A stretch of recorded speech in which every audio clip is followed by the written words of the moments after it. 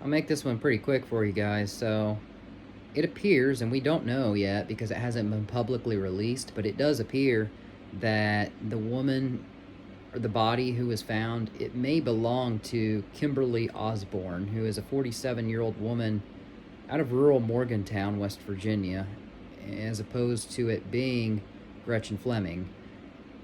What we're all confused about is why because this body was found on Friday, and here it is Tuesday, well, almost Wednesday now. Why 5 days after a body was found would the FBI be involved in the Gretchen Fleming case, along with CSI showing up in hazmat suits and at the former house that Preston lived in? It makes no sense. You've had somebody living in that house for how long? It's been almost 2 years now, and now all of a sudden you're going to have CSI showing up in hazmat suits with doing luminol in the house, where the windows are dark and everything, and because you have to make the windows dark for the luminol to work. This doesn't make a lot of sense to me. So, and everybody's thrown off by it. So, apparently FBI went up to Gretchen's grandfather's house, where Phil lives.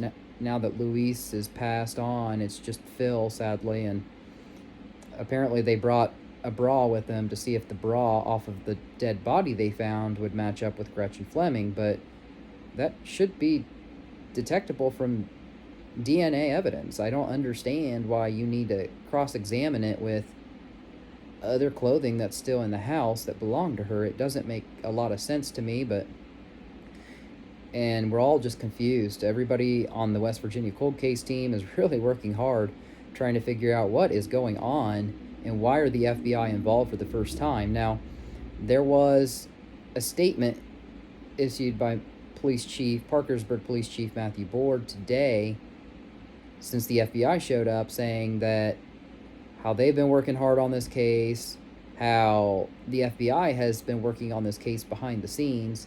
We don't buy either statement. We think he's now legally lying. That's what this is called. He's lying.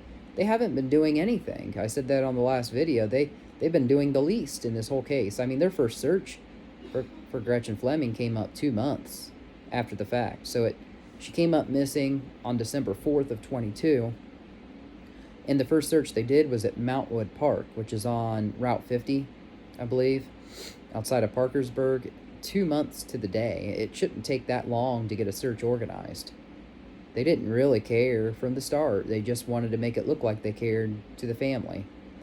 But for some reason, the Flemings, have supported them, and come to find out, Louise Fleming, the grandmother, who just passed away not that long ago, was an interim mayor in Vienna for a little bit. So there was that political connection.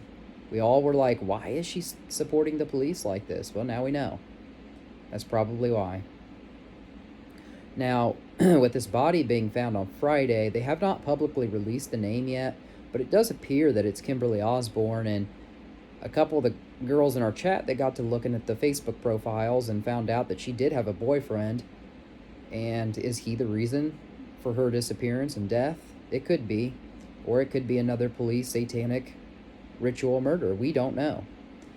But it seems like that seems to be a recurring theme. Now, I don't want to just jump off the diving board saying that all police units are killing people and it's all satanic occult ritual, but it just seems like that's what's going on. I mean, there's been a lot of people coming up missing, even a couple men, and we had one across the state line in Ohio, in Marietta, Ohio, that was murdered, and we think that the police are involved in that as well. So it's really weird. But as far as Preston Pierce, we all thought that maybe he was living out here in Parkersburg with his sister Judy Bonnet.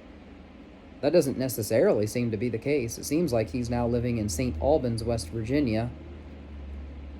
And some of the women are like, why is he out there? Like, he should have no tie to that city at all. It doesn't make a lot of sense. So stay tuned. We're going to try to get more answers for you guys. We're doing a lot of detective work behind the scenes, trying to figure out what is going on here. Is it Kimberly Osborne?